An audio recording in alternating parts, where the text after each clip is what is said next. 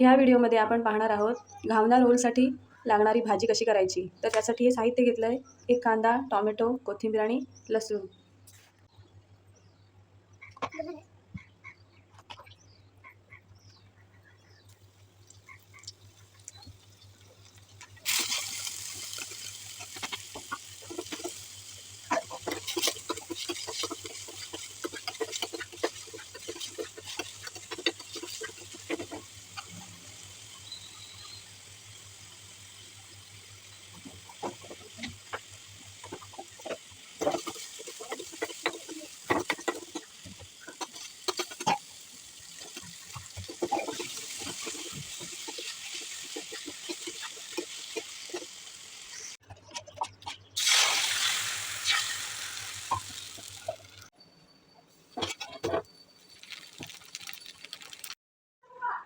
आता आपण बनवूया घावनाचा रोल। ही जी कांदा टोमॅटोची भाजी केली आहे ही आपल्याला अशी लावून घ्यायची आहे।